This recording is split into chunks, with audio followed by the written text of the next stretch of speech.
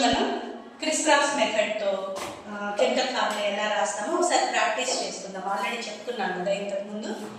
ఇక్కడ చూడండి, ఈ చార్ట్లో ఇవి మోనోవాలెంట్ అయాన్స్, ఇవి క్యాటయాన్స్ అంటే పాజిటివ్, ఇవి యానయాన్స్ అంటే negative ions. Lithium, sodium, potassium, ammonium, cuprous ions అన్నీ కూడా యూని పాజిటివ్ అంటే +1 ఛార్జ్ కలిగినటువంటి క్యాటయాన్స్. అదే క్లోరైడ్, హైడ్రాక్సైడ్, నైట్రేట్, బైకార్బోనేట్, బైసల్ఫైడ్ ఇవన్నీ కూడా యూని నెగిటివ్ అయాన్స్, -1 ఛార్జ్ కలిగినటువంటి అయాన్స్. వీటిలో ఈ OH, NO3, HCO3, HSO4 చూస్తే ఇలాంటి వాటిని మల్టీ అటామిక్ అయాన్స్ అంటాం. అంటే ఒకటి కంటే ఎక్కువ ఎలిమెంట్స్ తాలూకు యాటమ్స్ ఇందులో ఉంటాయన్నమాట. ఓకే, అదేవిధంగా డైవాలెంట్లో ఇవి క్యాటయాన్స్, ఇవి యానయాన్స్. అయితే ఇక్కడ గమనించండి, యూని పాజిటివ్ క్యాటయాన్లో క్యూప్రస్ అన్నాం, Cu+ని. అలాగే డై పాజిటివ్ క్యాటయాన్లో Cu2+ని క్యూప్రిక్ అన్నాం. ఇలా ఎందుకన్నామంటే ఇక్కడ Cu+Cu2+లో Cu+ అనేది లోయర్ స్టేట్ కదా, మనం గుర్తుంచుకోవడానికి వీలుగా లోయర్ స్టేట్ని రస్ అని, హయ్యర్ స్టేట్ని రిక్ అని న్యూమోనిక్ కొండ గుర్తు వేసుకోండి. అప్పుడు ఇది లోయర్ స్టేట్ కాబట్టి క్యూప్రస్. దీని లాంటివ్ నేమ్ క్యూప్రమ్ నుంచి మనం ఈ పేరు తీసుకున్నాం. ఇది క్యూప్రస్, ఇది క్యూప్రిక్. అలాగే ఇది డై పాజిటివ్ క్యాటయాన్లో Fe2+ని ఫెర్రస్ అన్నాం. ట్రై పాజిటివ్ క్యాటయాన్లో Fe3+ని ఫెర్రిక్ అన్నాం. ఈ రెండింటిని మనం కంపేర్ చేసుకుంటే ఇది లోయర్ స్టేట్, ఇది హయ్యర్ స్టేట్. లోయర్ స్టేట్ని రస్ అనే న్యూమోనిక్, హయ్యర్ స్టేట్ని రిక్ అనే న్యూమోనిక్. ఇది మీరు ఫార్ములా రాసేటప్పుడు దానికి నేమ్ రాయాలి కదా స్పెసిఫిక్గా. అలాంటప్పుడు ఇబ్బంది కలగకుండా కొండ గుర్తులు మీకు హెల్ప్ అవుతాయి mnemonics. Ferrous Fe2+, ferric Fe3+. ఇలా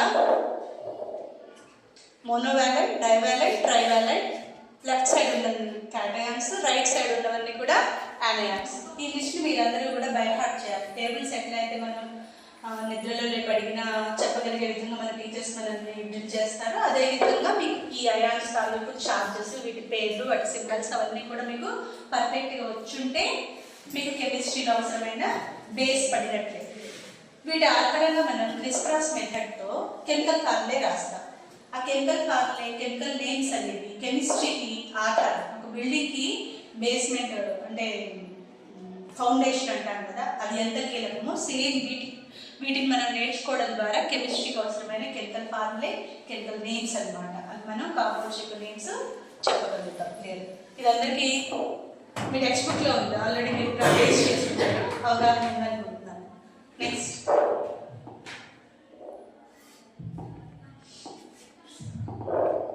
ఇది నేను ప్రిపేర్ చేసిన చార్ట్. ఈ చార్ట్ను ఒకసారి పరిశీలిద్దాం. ఇంతకుముందు నేను చెప్పిందే ఇది.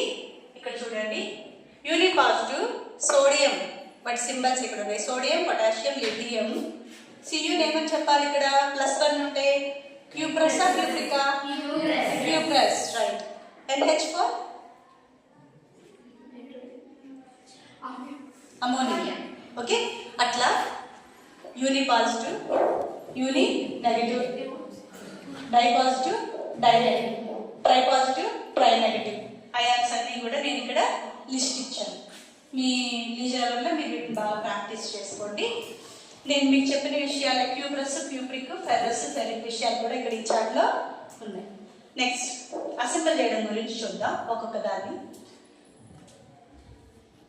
ఇక్కడ సోడియం చూడండి, నేను ఈ క్యాటయాన్స్, యానయాన్స్ని ఎట్లా ప్రిపేర్ చేశానంటే 2 రకాల చార్ట్లు తీసుకున్నాను. బ్లూ కలర్ చార్ట్ క్యాటయాన్స్ కోసం, ఆరెంజ్ కలర్ చార్ట్ యానయాన్స్ కోసం తీసుకున్నాను.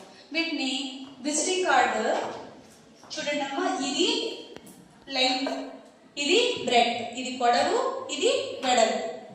అన్నిటికీ అంటే యూని, డై, ఫెర్, అవి క్యాటయాన్స్ కావచ్చు, యానయాన్స్ కావచ్చు, అన్నిటికీ సేమ్ లెంగ్త్ ఉండే విధంగా తీసుకున్నాను. కానీ బ్రెడ్స్ మారుతాయి. ఓకే, +1 లేదా -1 ఉన్న వాటికి ఒక విజిటింగ్ కార్డు వెడల్పు బ్రెడ్. అలాగే ఇది ఉందనుకోండి కార్బోనేట్, అలాగే కాల్షియం ఉంది, ఇది Ca2 ప్లస్, ఇది CO3 2 మైనస్. వీటికి 2 విజిటింగ్ కార్డులంత వెడల్పు తీసుకున్నాం. లెంగ్త్ మాత్రం అన్నిటికీ ఒకే విధంగా ఉంది. ఇలా ఎందుకు అని అంటే మీరు వీటిని అసెంబుల్ చేయడం ద్వారా పర్ఫెక్ట్గా వాటిని అసెంబుల్ చేస్తూ వాటి ఫార్ములాలు ఆటోమేటిక్గా రాస్తారు. ఎలాగో ఇప్పుడు చూద్దాం. అదే PO4 చూడండి, aluminium 3 plus, 3 visiting card bread. అదే PO4 అయితే ఇది 3 minus, 3 visiting card bread.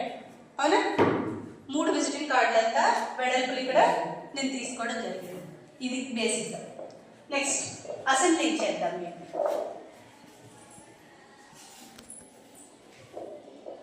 Sodium chloride, sodium అంటే Na ప్లస్, క్లోరైడ్ అంటే Cl మైనస్. ఇవి రెండు, ఇది యూని పాజిటివ్, ఇది యూని నెగటివ్.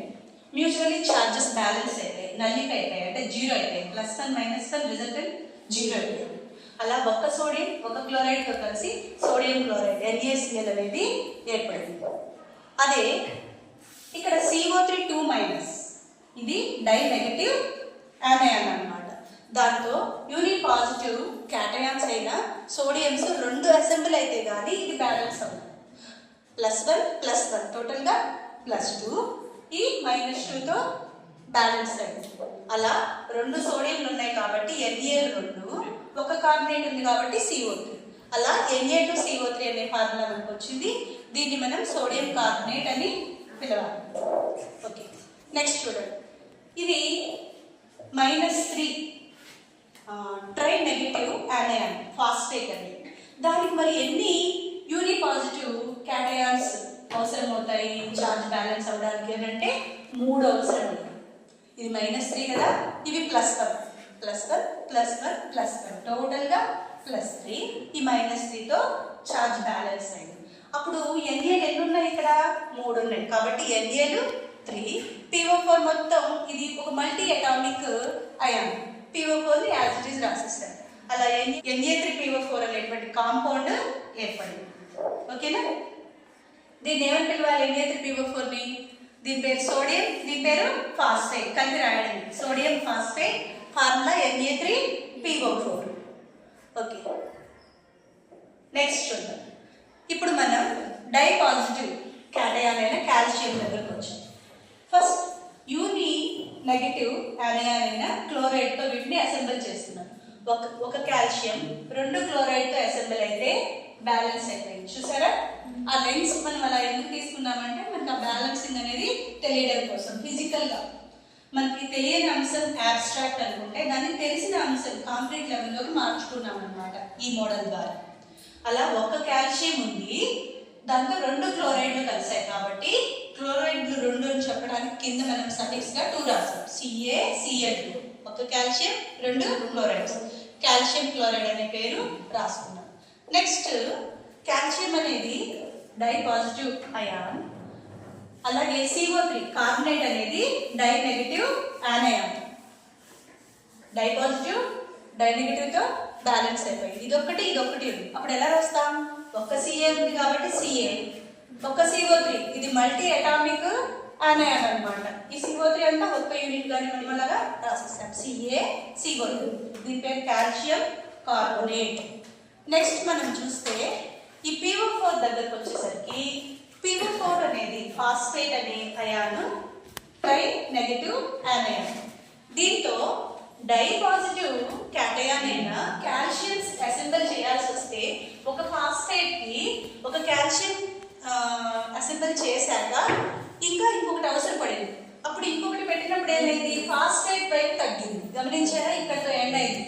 ఈ కాల్షియం ఇక్కడ వరకు వచ్చింది అంటే బ్యాలెన్స్ అవ్వడానికి అక్కడ అవ్వలేదు అని. అప్పుడు ఏం చేసాము? ఇంకొక ఫాస్ఫేట్ కార్డ్ని ఇక్కడ పెట్టి దీనికి ఇంకొక కాల్షియం కార్డ్ని పెట్టినప్పుడు ఓవరాల్గా బ్యాలెన్స్ అయింది. చూసుకోండి, ఇదంతా ఈ లెన్స్ మనం అట్లా బ్రెడ్స్ అలా తీసుకోవడానికి కారణం ఇది. ఈ బ్రెడ్స్ కరెక్ట్గా టాలీ అయ్యాయి. కాల్షియంలు 3 తీసుకున్నాం, 2 ఫాస్ఫేట్లతో అవి బ్యాలెన్స్ అయ్యాయి. 3 కాల్షియంలు కాబట్టి Ca3 మనం కింద సఫిక్స్గా రాస్తాం ఎన్ని ఉన్నాయో ఆ నెంబర్ని. అలాగే ఫాస్ఫేట్ అనేవి రెండు ఉన్నాయి కాబట్టి అది మల్టీ అటామిక్ అయాన్ కాబట్టి దానికి మనం ఒక బ్రాకెట్ వేయాలి. ఇలా బ్రాకెట్ వేసి రెండు కనుక రాస్తే ట్వైస్ అంట, మూడు ఉంటే థ్రైస్ అలా పిలుస్తాం. ఇక్కడ రెండు ఉన్నాయి కాబట్టి PO4 ట్వైస్ బ్రాకెట్ వేసి సఫిక్స్ గా 2 రాయాలి. ఇది కాల్షియం, ఇది ఫాస్ఫేట్ కాబట్టి దాని పేరు కాల్షియం ఫాస్ఫేట్. ఫార్ములా నేమో CA3PO4 ట్వైస్. ఓకే, నెక్స్ట్ తర్వాత మోడల్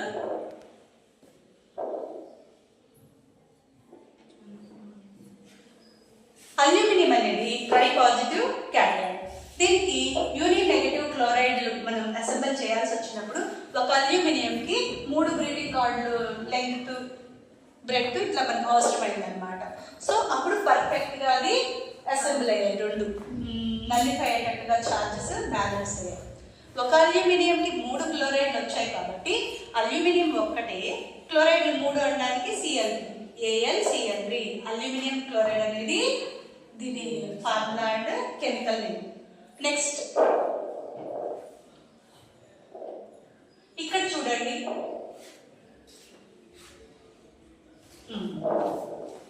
ఒక అల్యూమినియం ఇది +3 ట్రై పాజిటివ్ క్యాటైన్.